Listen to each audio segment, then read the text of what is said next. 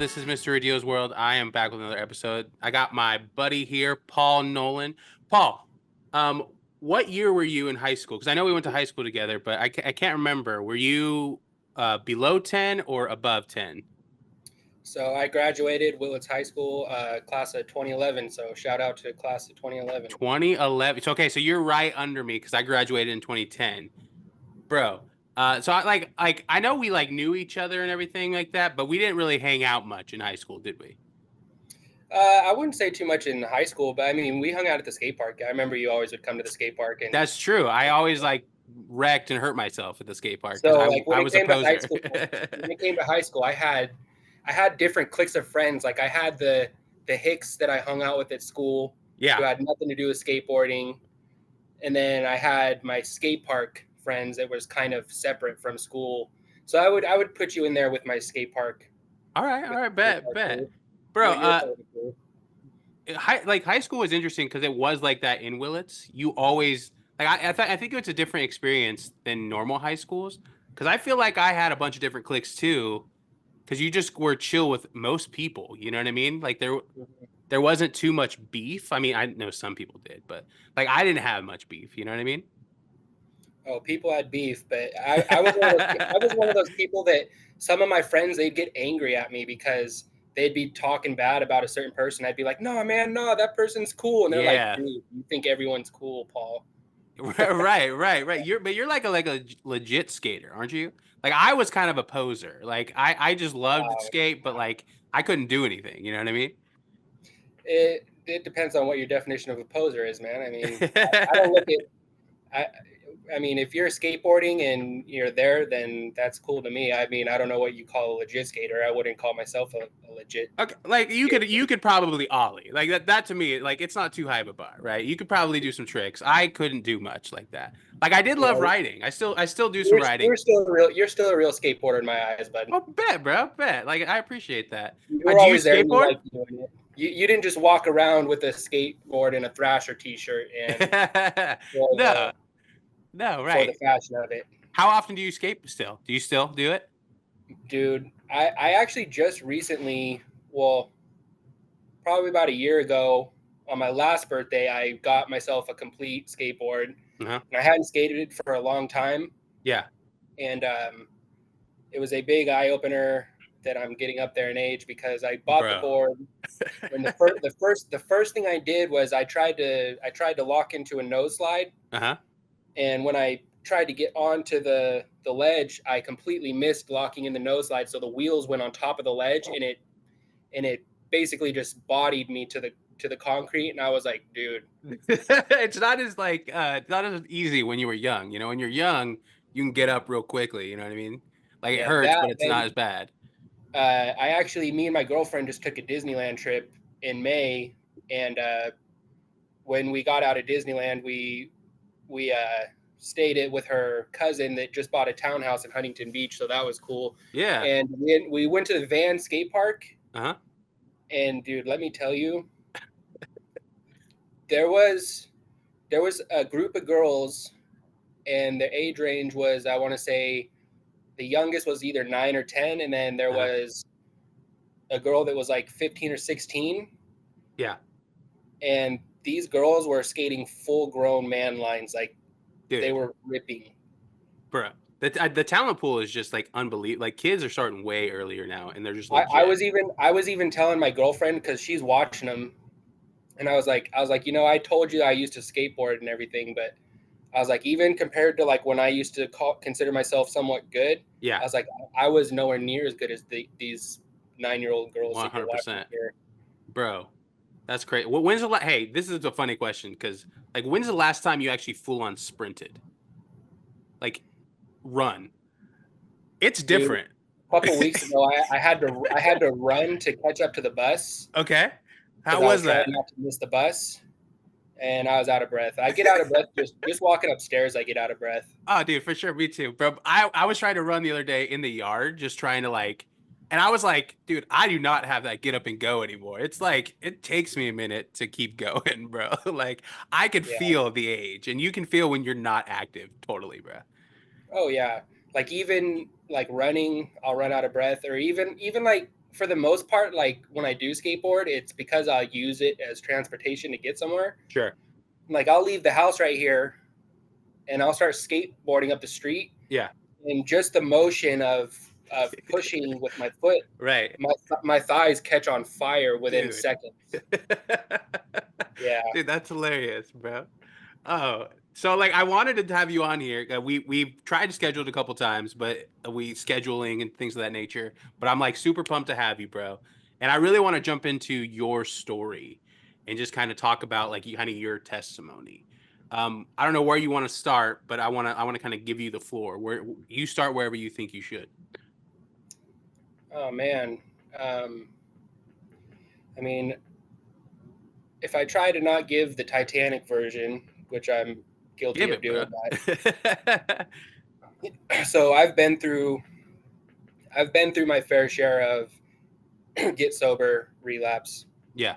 get sober, relapse. Has that been consistent through like your whole life, even like high school and stuff too? Was like, or was this more like an after high school type thing?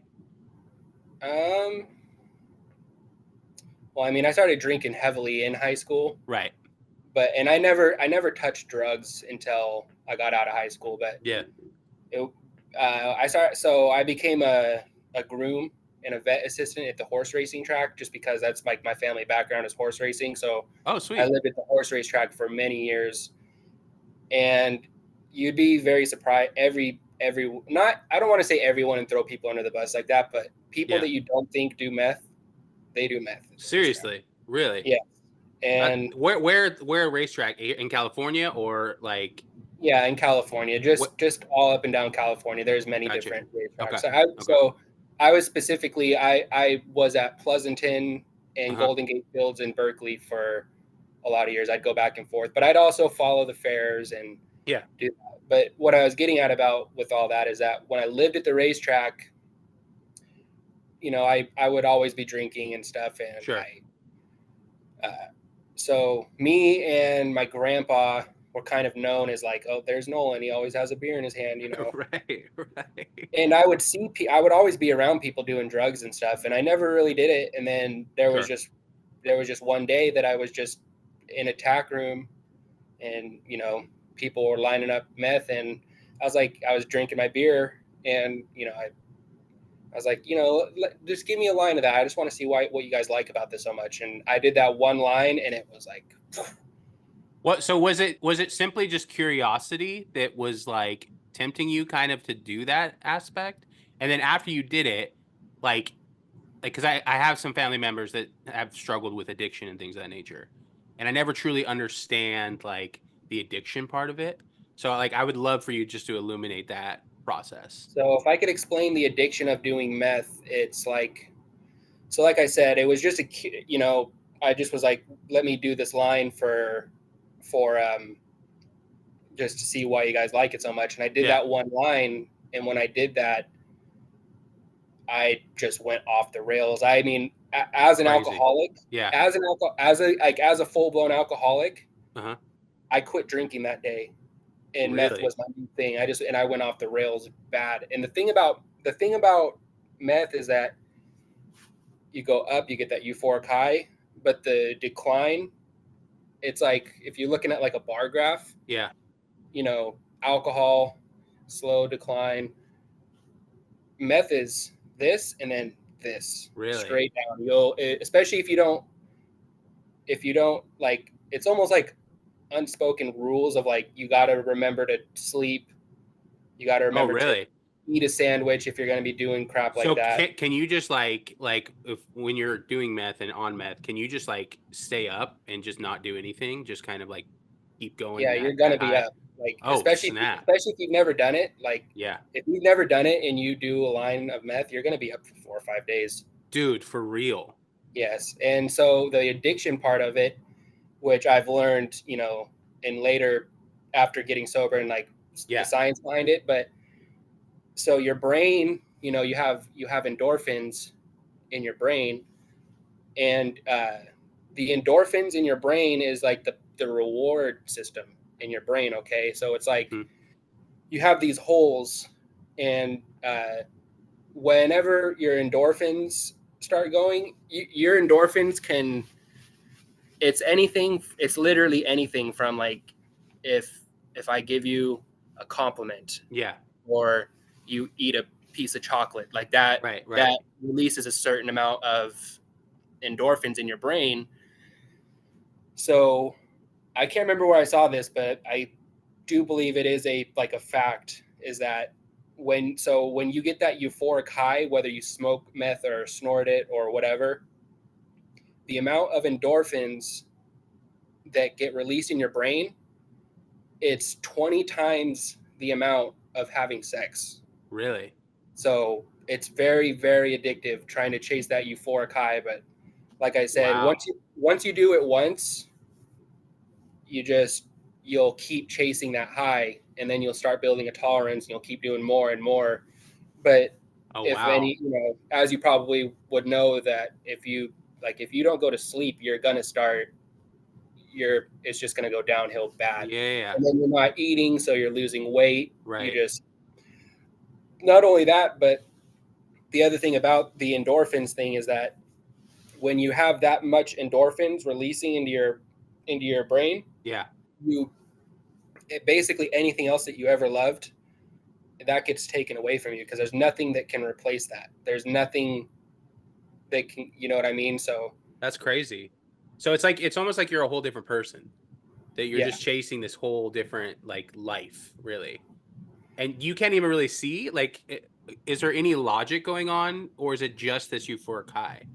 It just depends on you as a person and what your morals are. But Right. even for I would say that I'm not a saint by any means, but I would Sure. say that like my morals and principles are, they're there at some point, like Right. morally I know it's right and wrong. Sure. But when you do meth, that does start to get taken away from you. Really? Yeah. Really? So like say something like stealing. Like morally you probably know that that's wrong, right? But when you're on meth, does it is it almost like you forget about it or it's just more you're trying to do anything to get to your high? Um, And I if mean, these questions are too intrusive, just I let me would know. steal from stores and and stuff like that, but it wasn't about because I was trying to find money for drugs or nothing. I Right, would just right. steal stuff just, Just but cuz. like here's like where I talk about like a moral thing. Like Yeah. other people can be different, but and like even though I say this and I know that even this way of thinking is wrong now, Yeah. but when I was on drugs, when I would go to like Walmart or just and steal stupid stuff that just ridiculous. But Yeah. in my head, my one big rule was that I'll steal from stores and stuff, but I will not steal from a person or their personal belongings, Right. because that's like a different Level. level. I mean, it's almost not, but it is, if you get what I'm getting at. Yeah, right. Because like you're looking at it probably as a corporation, like they have insurance Yeah, kind of and thing. it's still wrong. You shouldn't Yeah, steal. right, right, right, for sure.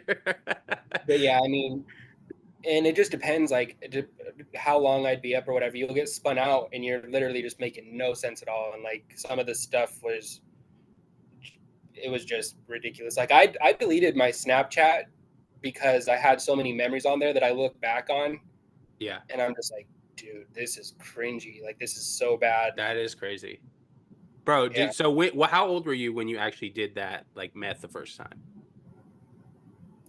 I want to say sometime in 2016, so in my Okay, early 20s. okay, okay, okay. And then like, just tell me after that, what was your spiral? What happened after that? Well, so I've been through, get sober, relapse, get sober, relapse, and the difference in the my sobriety journey that I'm on right now, it's a little bit different than all the other times, because Yeah. I finally came to that realization that, what's that saying, that when you do the same thing over and over again, Oh, right, right, right. The definition of insanity is the continuing. definition of Yeah, insanity. And yeah, so right. I've come to realize that through trial and tribulation, or whatever you'd say, for being sober and relapsing, Yeah, every time that I relapse, things always will get worse and worse. And not only will they get worse and worse, but it'll happen at a faster and faster rate. If right, you're following what right. I'm saying. Well, I imagine. I imagine. How did how does God play into this? Like, did you grow up with any type of relationship with God, or like You how know, do you even view God now? I would go to church from time to time Yeah. as a kid, but I wasn't really like a follower of Right. Jesus Christ. Right. I would say that a big turning point for me would be on my last relapse, Yeah. which was in 2023 around Easter time. I was living at a sober living house in here in Stockton, and I was working at Dollar Tree, Yeah. and at the time, I was sober and I was going to work and everything, but I was what this is like. This is what the old timers like in the Alcoholics Anonymous Yeah. meetings would call being a dry drunk, and it goes the same for NA as well. And And what do you mean by that? Like, what does that mean? what when you're a dry drunk, that is when that's when you are sober, but you're not doing anything with your recovery. You're not trying to work on yourself or work any steps, I got you. or you're just kind of there living, and that not all the time, but Understood. a lot of the time that is a big factor that'll lead you to relapse. Understood. So you're not being like intentional with trying to continue on your sobriety, right? It's more just like you're just existing. Right. I got you. Yep. I got you. So I was living at the sober living house here in Stockton, and I was working at Dollar Tree, and not to blame it on working, but I've come to realize that I think one of my personal a trigger for me is working at a job that I don't like. That's a big trigger for me to want to use. Yeah, I get that. I get that. And so I was working at this Dollar Tree, and I was I couldn't tell you how long I was sober, but I was sober for a certain amount of time. Yeah. And I was riding my bike every day to work, and I went to go to work one day, and there's a 7-Eleven right next door to my sober living house that I was at. Yeah. And I'm riding my bike, and it was literally a split-second decision. I was riding by, and I seen this random guy behind 7-Eleven, and split-second decision. I was like, I'm gonna try to score some meth from this guy. Like you can tell like who has drugs and who doesn't. I mean, not to be like judgmental or anything like that, but that you sometimes you could, yeah. I got you. I mean, Well, I can and tell you could like be wrong sometimes, but right, right. I can tell if people like do use drugs. Like you can really tell, but like I never know if like people actually have drugs. You know what I mean? Like that's just something I don't think about. So like and it's that also makes one of those sense. things where if you really want it, You can find it. you and like it's like me going up to this person and being like, "Hey, do you have anything?" Yeah, In my head, I'm like, the worst he's gonna say is, "No, man, I don't. Get away from me." sure, You know. sure. And Our meth. so This is a rude joke. So just are meth people like very like sharing, like, or is it like they're kind of greedy with their meth? just depends on who the person you are. But I mean, in my experience, yeah, the people I was around, they were actually very. I mean, I don't know if they're necessarily giving, but they were, They wanted to share like the experience. I guess that's a good way to put it. or just like sometimes they'll look out for each other, like not Okay. even just like drug wise, but Okay. Okay, I got you. I got you. Sorry, I'm gonna keep asking questions. no, So you're totally keep fine, going. man. Keep going. But anyways, so this day I decided to this, and this leads back into the thing about following Jesus Christ. Yeah. Um, so I seen this man behind 7-Eleven, and split-second decision. I I was like, hey, I'm gonna see if this guy's got any meth. So I rode my bike up to him, and I was like, hey, like you got anything? And he he knew what that meant, Yeah. and he knew he knew I was asking if he had any meth, and he Really. did. He specifically told me. He said I don't have any meth, but I have this little bag of fentanyl. Oh, geez. And I don't know what I was thinking, but I mean, I wasn't thinking, but I was like, you know what? Screw it. Just give it to me. I just want to get on one before I go to work right now. Yeah. So I gave him $5 and he gave me this little bag of powder about my fingernail worth of my pinky fingernail right there, about that much worth of powder What, in a really? bag. Wow. And like I said, he told me it was fentanyl. And I gave Did him the money and did he you gave know me, what fentanyl was before then, or like did you just I kind mean, of? obviously we all have heard about, Sure. how strong it is or whatever, but I wasn't Yeah. it was one of those things that was almost like, oh, not me. That wouldn't happen to me. Sure. Sure. Sure. It will. Yeah. Don't worry, it Right. will. Yeah. So he gave me this little bag, and I wasn't even thinking anything of it. And because when I would do meth, my main thing is I was a snorter. Yeah. So I just took this, like I said, pinky nails worth of powder in this bag, and I put the bag up to my nose and I sniffed it out of the bag. Yeah. And I should have known something was wrong right there because the the guy, because I did it right in front of the guy. And he kind of looked at me and he didn't say anything, and he turned around and just started speed walking off. Oh, geez. And I just kind of in my head I'm thinking, oh well, like that was strange, but okay, whatever. Yeah. So I got on my bike and I started pedaling down the street towards my work.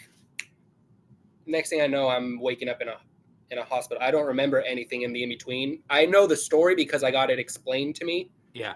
But I was literally 1 second, I'm pedaling my bicycle. I made it maybe quarter mile down the road, and all of a sudden, next thing I know, I'm waking up in a hospital bed with tubes down my throat. I'm on a life support, and Oh my word. How so how much basically, time had passed between like from when I you? went out Yeah. and then woke up in the hospital, it was in the same day. Okay. But Okay. it was long enough to be considered a coma. Yeah. But it was a good couple hours that I was out. Jeez Louise. And but anyways, when I went out, I was riding my bicycle, and so shout out to my friends Rick and Christina Greenlaw. They're very good friends of mine to Yeah. this day. They are my living, breathing angels That, that walk this earth, yeah. and I'm still very close with them. I go to church with them now, That's amazing.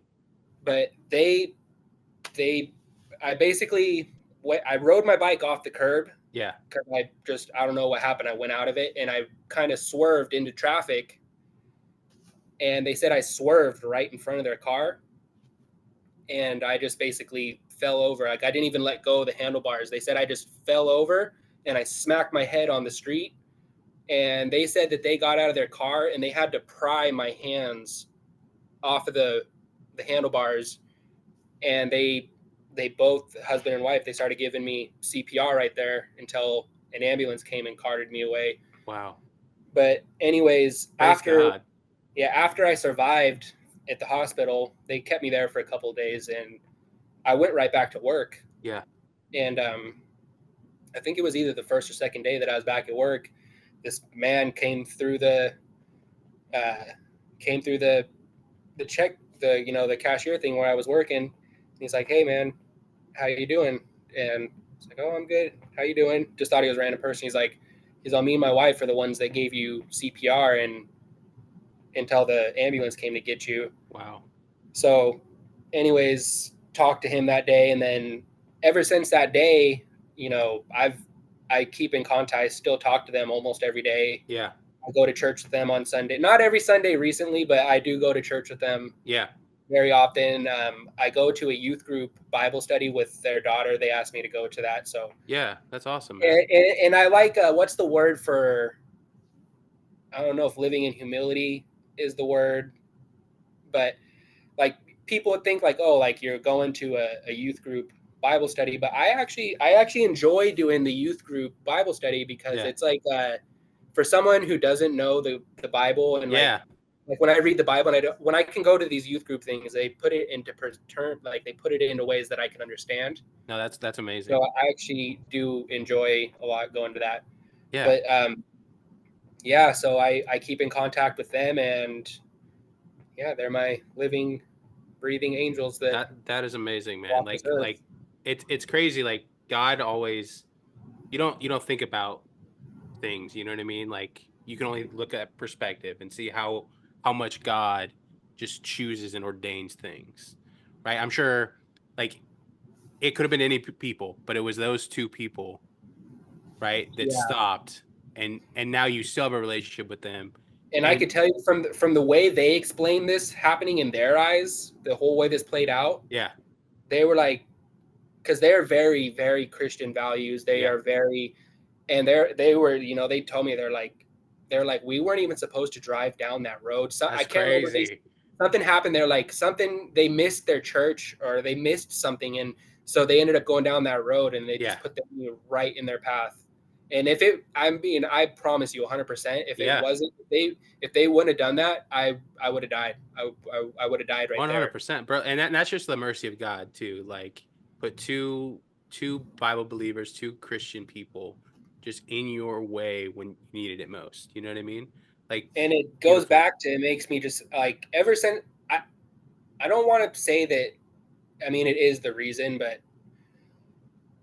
like ever since that happened that day, I always think about like, man, I don't know what I deserve to live, because people don't live through that. Like when I No, tell people that story, people tell me, they're like, dude, you're so lucky. Like so, and I think about all the time, like, I don't know what I did to deserve to live, but there's a yeah, reason for me living. And sometimes I almost am like guilty conscious, because I was like, man, like I did not deserve to yeah. live. But No, going into I it think and then God has a telling me, purpose for you, man. Like even just hearing this story, like you get to help people in the and future. so after that happened, I did continue drinking for a Yeah, few months following sure, that, because that was also part of my, every time I would get sober from drugs, I would still drink, because I would sure. think like, oh, it's not It's not the drugs. same thing, you know. But Yeah, the thing is it is the same thing, right. and I know that now. But after that happened, I ended up going to Oklahoma for a few months, and then What brought you to Oklahoma? Do you have family out there, kind of thing? my dad's out in Tulsa. Oh, My okay. dad's a project manager of a painting company out there, so Got you. I felt, I don't know, in my head I was like, I just want to get away from Stockton, and Sure. but somehow every time I ever leave the state, I don't know what it is. I always end up back in Stockton. You So can't they can't take California away from you, man. That's what it is, not you even know. California, it's Stockton specifically. It's I always specifically Stockton. I always end up back in Stockton, and this last time around, so I was out in Oklahoma, and then just, I won't get into the details, but things started going very south very fast for me Sure. out there. Sure. I ended up riding a Greyhound back from Oklahoma with two huge black eyes, like a mark on my forehead from going through a window. Yeah. And when I was riding on that bus ride back out here, that in my head, I was sitting there on the bus and I was having a conversation with myself. I was like, man, like something's got to change. Things got to really change for me. So that was when I told myself I was going to go to this drug program here in Manteca called His Way, Hmm. which it's a great program. Pastor Al Deerdorf. Yeah. I was there for a few months, and while I was there, I was on a 90-day blackout period where no cell phone or nothing, and that gave me a lot, even more time to just think about what I'm doing. Yeah. And that was when I made the decision to go back to school. So I've been going to Delta College to. That's awesome, I'm man. working on a substance abuse counselor certification, mental health, and an associate, at least an associate's Yeah. in psychology. This upcoming semester, I have 3 more classes in order to get the actual substance abuse Yeah. certification. I actually just got into an internship the day Bro. before yesterday, actually. So Isn't God good? yeah, it's been great, man. And I've realized that when, I mean, people think it's like corny to say this, but I mean, and it's like people think, like, say like, yeah, we know that, but it really is true that if you come to believe in a higher power, which is our Lord and Savior Jesus Christ, 100%. at least for me, and Me too. the power, the power of prayer, that combined with just keeping a good attitude, Yeah. when things are not going your way or even just a little bit out of your control, when you keep a good attitude and you pray, Yeah. it's it's just magical what can happen. And I mean, if I wouldn't have came back from Oklahoma, I mean, right now, so besides when I lived with my dad, Yeah. at least like in Stockton stuff, when I've dealt with being on drugs, when I've dealt with being homeless, when I've dealt with, when you're homeless on the streets, you feel hopeless, Yeah. and I've dealt with that a lot in my life. And right now I'm at a point where not only getting sober, but I've found a new family that, I have a girlfriend that I've been with for a few months now, That's awesome. and it's just the amount of love and support that I've gotten from just the way that they've made me feel so good Yeah. about myself. Yeah. It's just been nothing but a blessing. So No, that's amazing, bro. I'm proud of you. Obviously we haven't seen each other in years, but I'm proud of you. Like, I didn't even know any of this. And it's like it's a blessing to just hear this because it encourages my faith. You know what I mean? Like, we go through all these things in life, right? And we kind of think like, "What, I don't deserve this goodness." But really you're communicating the whole purpose of these hardships, right? Is that you get to mhm. share them with the world. You get to uplift other people. And bro, that's just truly amazing. Like I can't imagine going through the things you went through. You know what I mean? But still, God is such a good father. You know what I mean? Christ Yeah, is such a good savior that he takes the lowest of low and he can form new shapes of clay. You know what I mean? Like, it's just amazing. and I mean, I truly think about it every day about just even in the first place of meeting my girlfriend, and like Yeah. before I even ever came over here, we had a talk about, she told me, she's like, I'm gonna bring you to my house, but before I take you there, I want you to know that this is my sanctuary, this is my Yeah. peace place, this is me and my family. And basically, long story short, don't be coming to my house and acting crazy. Right. Of Right. course I'm not about to do, but Right. them allowing me into their house and their lives like they have been, that's a gamble when you don't know someone. They took a gamble on me, so Yeah. that's not something Taken for that I granted. haven't been used to. Yeah. Really. I mean, how would I explain, like, just when you've been alone for so long and stuff, you you I don't know, I was alone for so long Yeah. that I just guess I didn't feel like I was worthy of. I don't want to say I wasn't worthy of someone's love like that, But it to almost be like honest, felt like it. that kind of love. But I just what all I'm trying to get at is that I'm just grateful that I see that they've taken a gamble on me, Yeah. and I'm grateful for that because I mean I have a room Yeah. that I rent with actually two of my friends from that His Way program. Yeah. I've been renting that room for the last two. I'm going on my third month, Hmm.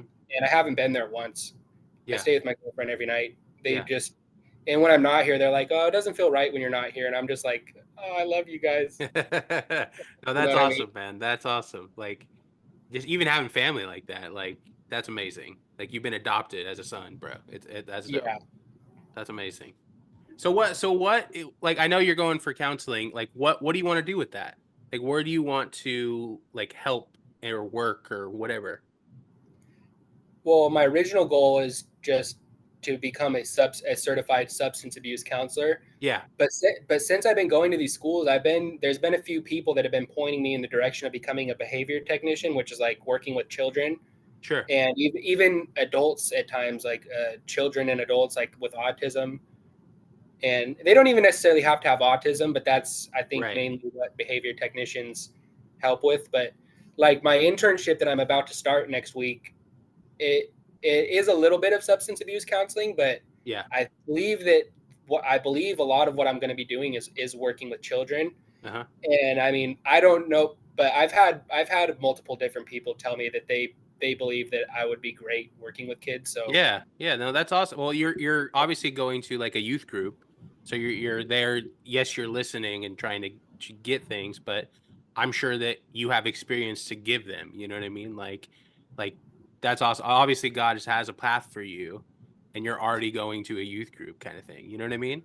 So yes, like sir. the kid stuff that it makes sense. You know?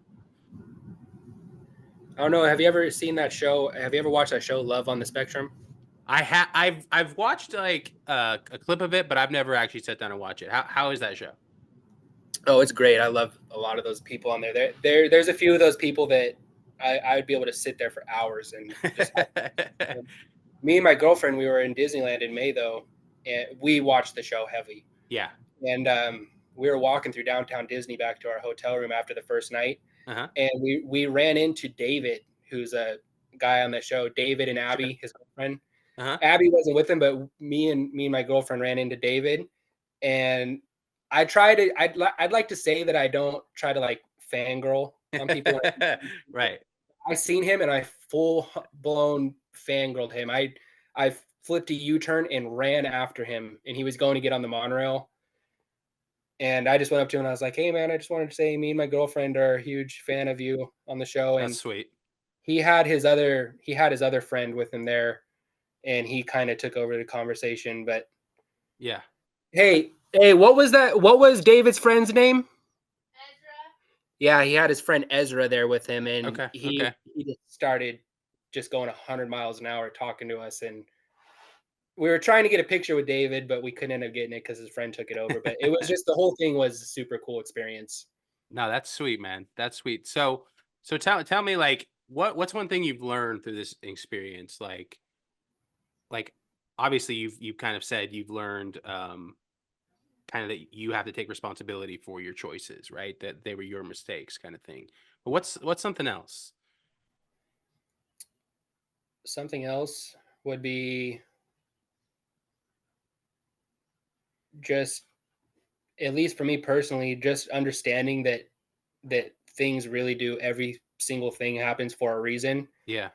And no matter how much you might think you're the victim in something, you've always got to go back and really see the big picture of the choices you make and know that even if something wasn't fully your fault, Yeah. I mean, and this is not everything. There are obviously there's things that are out of your control, but at least for me personally, when things go south, I've really learned to see that somewhere down the road, my actions were led up to whatever that reason might be. I got you. I got you. That, and I mean, the power of prayer is Bro, the just power the of prayer. power of Go ahead, prayer. preach, bro. Preach. Go ahead. Good. You The got it. power of prayer is just, it might not come on the first day or the second day, but I mean, if you keep at it, you just got to know you are being heard. And That's the the hard things that, part is like when you go through life, sometimes you feel like God isn't hearing you. yeah, And so people tend to even me at times, you tend to give up and stop praying about it. that's one of those things where I say that everything happens for a reason. And sometimes when you think you're not being heard, that might just not be, that's just you not getting what you want. Yeah, right. That's a fair point. That's a smart right there. I've had to crucify my own desires many times, and obviously God has a way better plan. Like the fact that I just even get to be a dad, you know what I mean, coming up pretty soon. I'm like so Dude, I'm stoked so about happy that. for you. You're going to be Yeah. a great dad. Well, thank you. I appreciate that. I'm worried just because like obviously the new dad stuff kind of thing, but I'm really truly thankful and humbled that God would allow me to be able to be a dad. You know what I mean? Of course. What about you? What like when is some I'm gonna ask a question, so if you don't want to answer, don't have to. When is wedding bells going on? What's going on? Like That's in the future, I got but you. I got you. Taking your time. right now, right now we're going at a very steady pace. This is my first. I've been in other relationships and stuff, but Sure. this is my first. I want to say this is my first real relationship that I've been in, Right. just in the sense of like I've been like so my last relationship that I was in, which I don't even consider it truly being in a relationship because Yeah. it's not what I thought it was. Uh-huh. But then getting with my girlfriend I'm with now, Kelsey, within the first couple weeks, it was like a light bulb in my head where I was like, "Oh," I'm like, this is what a relationship is. Yeah. This is what a relationship is." You know what I mean? Yeah. Yeah. When you have a good woman, it does make a big difference too. Yeah, but I mean, as far as the wedding and kids and all that, a wedding will be at some point down the road if I things got keep you. going the way they are, most definitely. But I don't know when we're gonna. I don't. Maybe years from now. But I Years. mean, Okay. Okay. You guys I'm got time. talking. So right now, in between me and her, I think we have like 9 nieces and nephews. I have my Jeez own. Louise. I have my own set of identical twin nieces. Really? He has identical twin nieces. How many siblings do you guys both have? Uh, I have I have two half brothers and two half sisters. I Okay. think she has two two brothers and one sister. I think Got you. Got two you. brothers and one sister. Yeah. So you probably have like a lot of nieces and nephews, obviously. Yeah, I mean her youngest niece, she watches her on a regular basis. Yeah. So she takes care of that. And then I got my twin nieces. All my nieces are in Fresno, but yeah, I mean we're set with kids in our Yeah, life. I got you. I got you. Mhm. What? So this is just a random question, but what is your favorite like Bible story or verse? Like you said, you've been reading it and you're trying to understand it a little bit, but Oh what man, I'd what have to what really is it? think about it because Okay. I mean, as much as I'm a firm believer Yeah. in the Lord, it's hard for me to read the Bible because I don't understand it What when I is try. what is the what version are you using first? And then secondly, like what is it about it that's hard to understand? Just the regular King James. Okay, well that could be part of the reason why it's hard to understand. Um, King James, like I grew up on King James, but that Bible is hard to read if you don't have a lot of experience with it. You read now like an NIV just because it's more like regular English, and I understand so much more. So when in doubt, try to go to a different version just because the King James is very beautiful and poetic, but it's hard to understand, I think, sometimes.